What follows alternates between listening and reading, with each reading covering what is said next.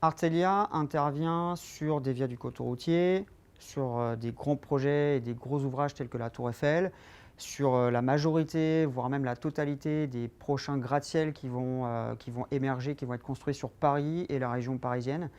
Et on va intervenir sur des gros projets environnementaux, des gros ports et des grosses infrastructures portuaires et environnementales.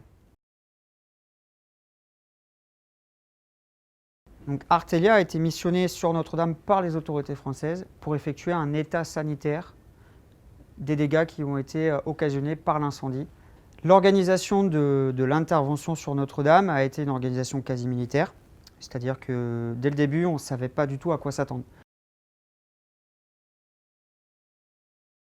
Dans le cadre de Notre-Dame, la complexité du chantier était que personne, aucun humain, n'avait l'autorisation de marcher sous la voûte principale. Les seuls outils que nous pouvions utiliser pour aller travailler, pour effectuer nos photos, pour effectuer les relevés qu'on devait faire sous la voûte, étaient des robots. Donc l'utilisation du drone volant pour nous a été une évidence, puisque à l'aide des drones volants, on a pu s'approcher au plus proche des éléments qu'on souhaitait observer, des éléments qu'on souhaitait cartographier, tout en se mettant en sécurité dans des environnements sans danger dans la cathédrale, pour pouvoir travailler. Sans les drones, l'ensemble des analyses qu'on aurait pu faire, l'ensemble des relevés qu'on aurait pu faire n'auraient pas du tout été les mêmes que traditionnellement.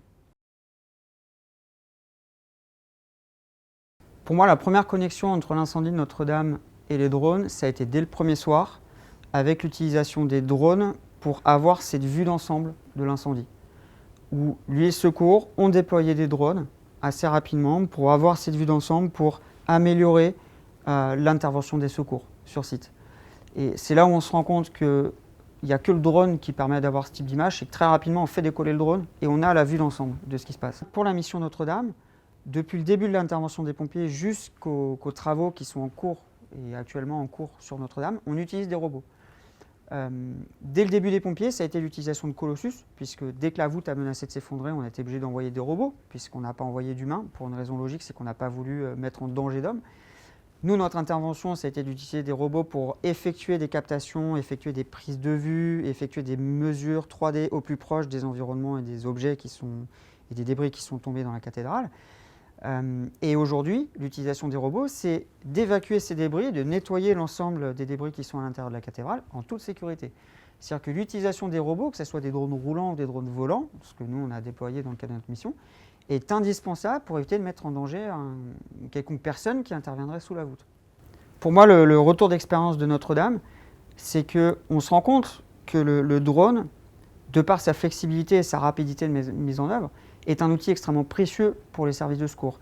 Et pour moi, toutes les casernes de pompiers ou presque devraient avoir ce type d'outil pour quasiment à chaque incendie ou chaque scène où il y a un feu, où il y a un besoin d'avoir une vue d'ensemble, déployer ce type de technologie-là pour avoir cette vue d'ensemble-là, pour améliorer l'efficacité des secours sur ces scènes-là. Je pense que le drone dans la reconstruction de Notre-Dame jouera un rôle très important et aura une place extrêmement importante puisqu'il permettra de modéliser l'ensemble de l'enveloppe. La cathédrale va être reconstruite, il va y avoir des choses, des éléments qui vont bouger, extérieurs comme intérieurement. Et l'avantage d'utiliser le drone, c'est qu'on pourra toujours, tout en sécurité, puisqu'il y a encore des problématiques de sécurité aujourd'hui sur le site, d'intervenir, de suivre et de cartographier l'ensemble de l'avancement des travaux. C'est les données qu'on va pouvoir acquérir au drone. Ces données-là, on pourra les acquérir qu'au drone. Donc ça sera pour moi fondamental pour l'ensemble du processus de reconstruction de l'ouvrage.